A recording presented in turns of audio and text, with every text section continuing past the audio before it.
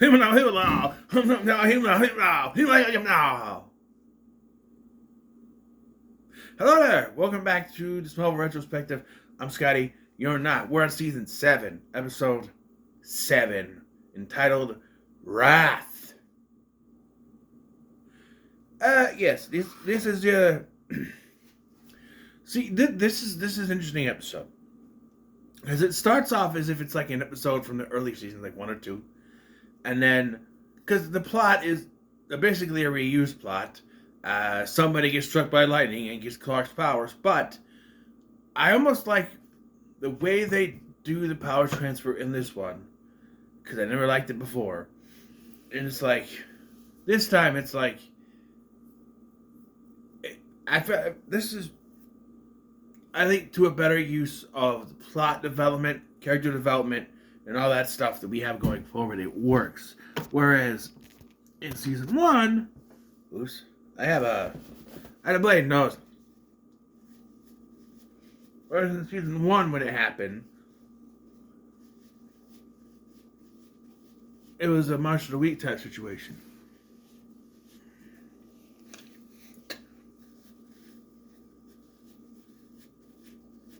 I don't want to get much to do with it.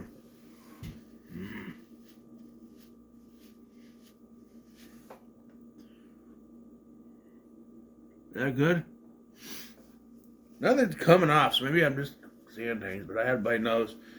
Trying to. So I watched this. I found out that the seasons of Smallville are on Hulu. Yes, my friend Brandon told me this. Because he started watching the show, and I'm like, wait, where are you watching it from? So I watch it on Hulu. Man. It's good to know, in case, I should have scratches on other discs. You know what I mean? It also helps when you're behind, you watch one at work. Which I did. I watched this. So we start off the episode. Riding horses. And so while I was having lunch, I did start the podcast episode. According to Tom Welling, he was not riding the horse.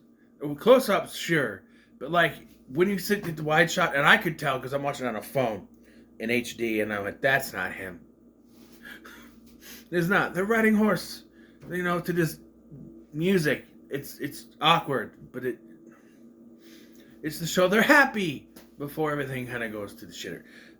They put the horses away, and they go to a fence, and all of a sudden, Clark just, kryptonite, meteor rock.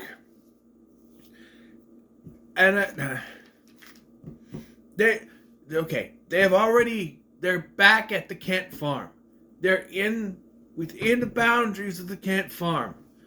How is there just a random ass meteor rock laying in the middle of the Kent farm where no meteor rock should be except for the one that's in the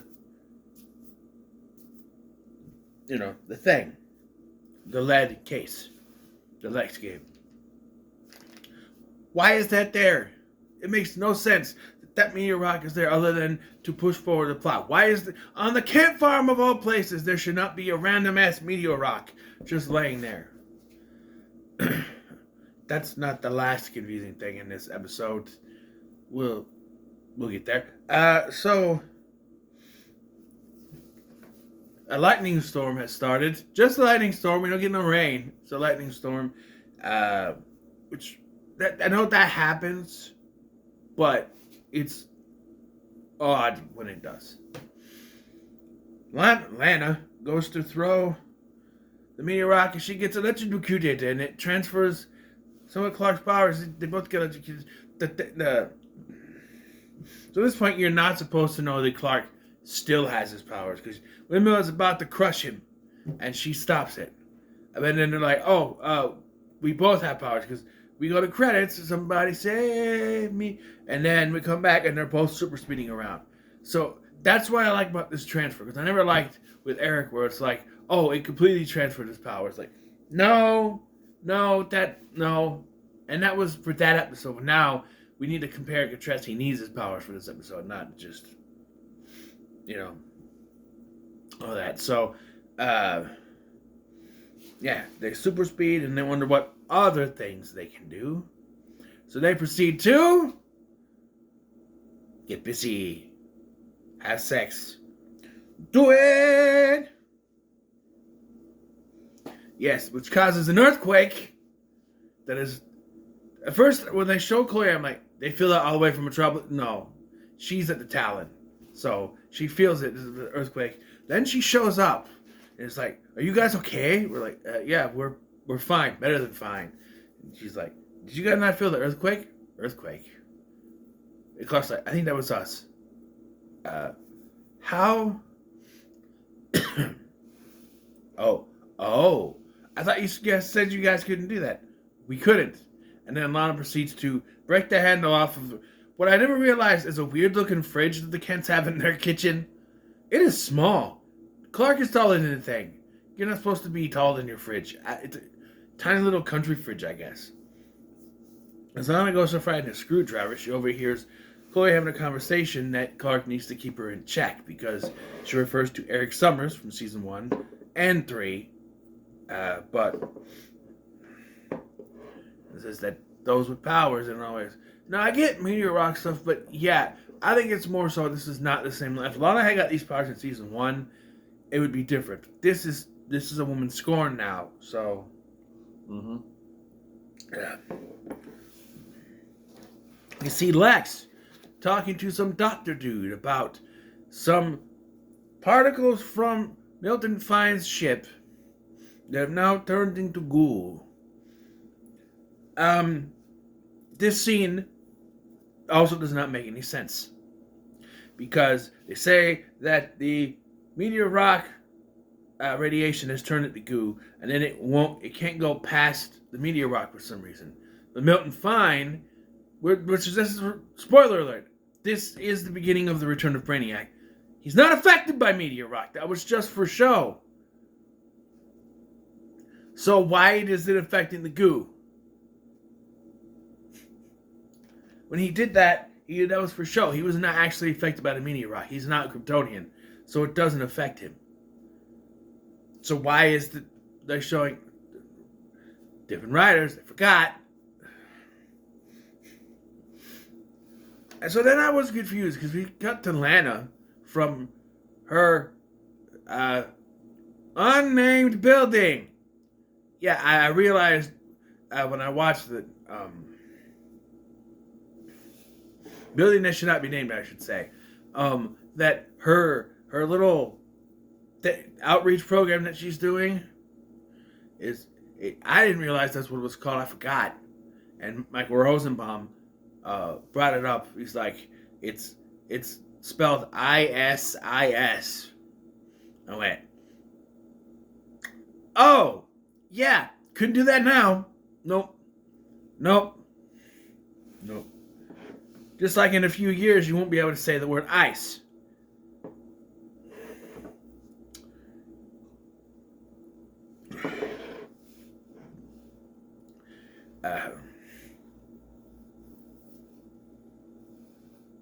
How would that work though if you can't? I slipped on some not snow.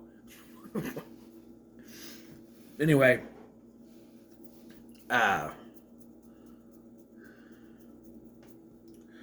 so she is spying. I was confused at first because she sees Lex put this hard drive into his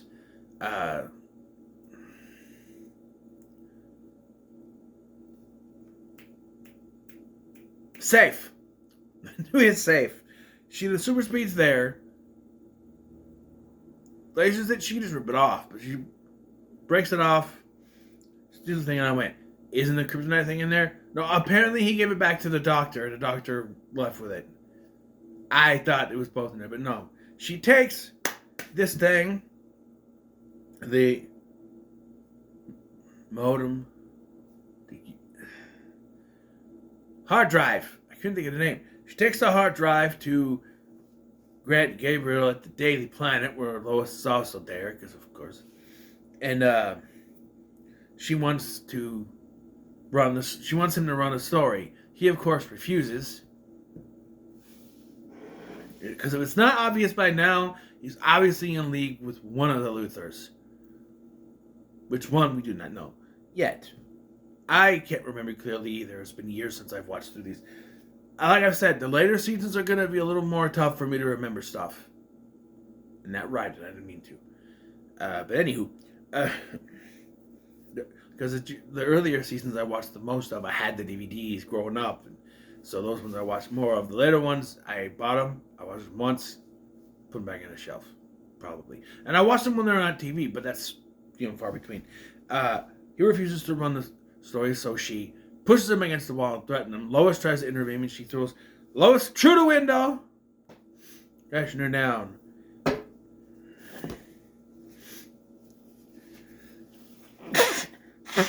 She then says that she'll take down Lex herself.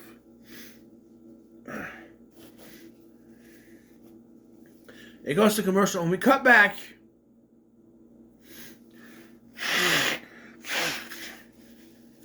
Not making sense thing number 3. We cut back. She's at Smallville General Hospital. Smallville Hospital. She was in Metropolis. She was at Daily Planet. So why is she at the Smallville Hospital? She's being treated. She's trying to sneak out, and she gets in the elevator. I like how she backs into the elevator, and Grant is there. They have the little romantic moment as he was bringing her flowers. She's like, "Daisies make me sneeze."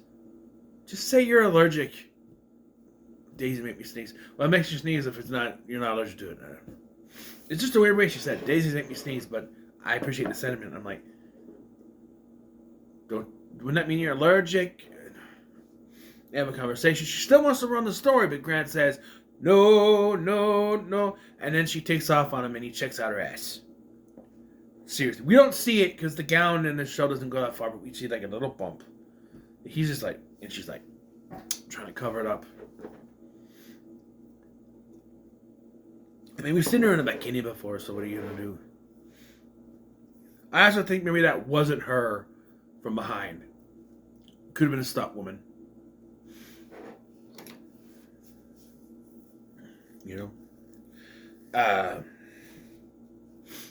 Clark goes to tell Lionel about Lana having powers, which forces him to tell him that it was Lana who held him captive, and that she's not the same person that he grew up with. And he goes to Chloe, and Chloe also cautions and brings him to the place where shall not be named foundation. I'm going to start calling it the Iris Foundation because it works better. To the Iris Foundation until they start protesting the Goo Goo Dolls, I guess.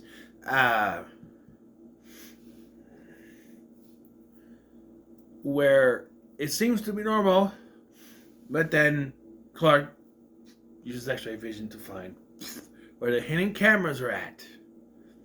Yes. Also during this time, Lana has made it to the mansion and attacks Lex. Because Clark did go to Lex and tell him that she's been infected. And she's not the same. I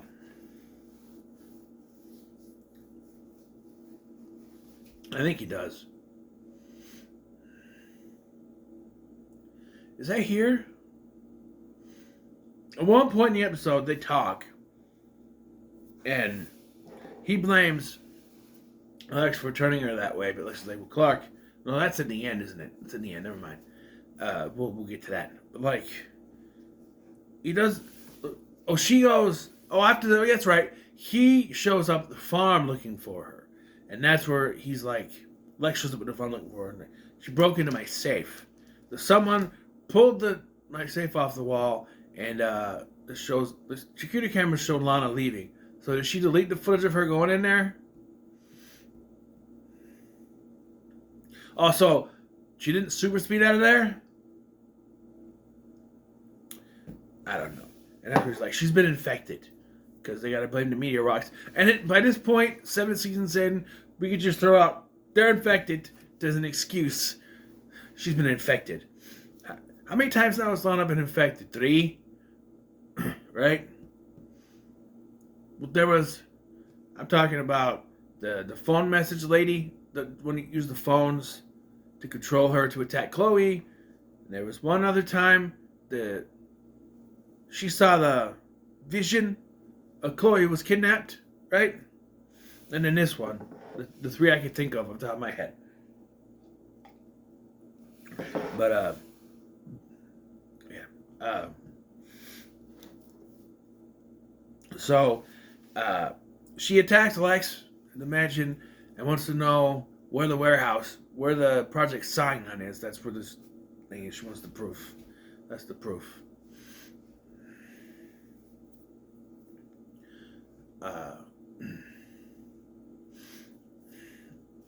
And so they overhear a recording that was made. This confused me because they're like listening, Warehouse 4 or whatever. And then Chloe turns it up and plays it again, Warehouse 4. I'm like, why'd you need to turn it up? And usually Clark does this little hearing thing to hear things, but I don't know.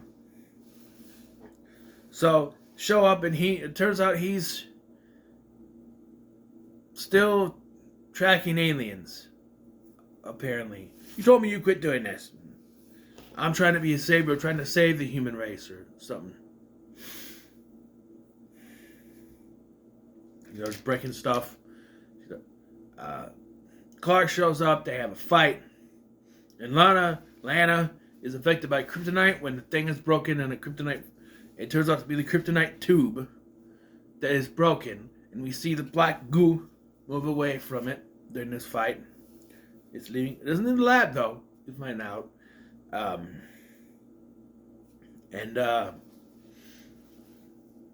My belt's bugging me.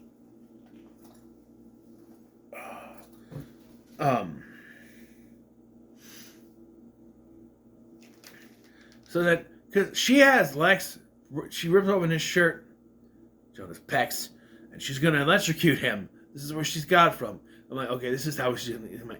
So this is how the powers are gonna get swapped back. Because he goes to Lionel to try to get some kind of device to get switch him back. He knows how to switch him back. Why he doesn't want to electrocute her? I guess. I don't know.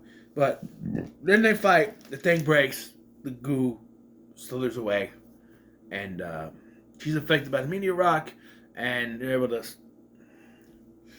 Like how, in a pinch, when they don't want Clark to be seriously affected, they can just have him throw it away, which he's never been able to do before. But now all of a sudden, I'm noticing he's throwing away the kryptonite pretty easy now. It's like he gets the electrocution, then he just goes and throws it. I'm just like. Lana, it's fine, and then we get the Return of the King of Endings. Jesus Christ, this went on forever. Clark talks to Lex, tells him that she's back to normal, the powers are reversed, she's not affected anymore, and he blames Lex for turning her into that. She goes, well, if you want to blame someone, I wasn't the one who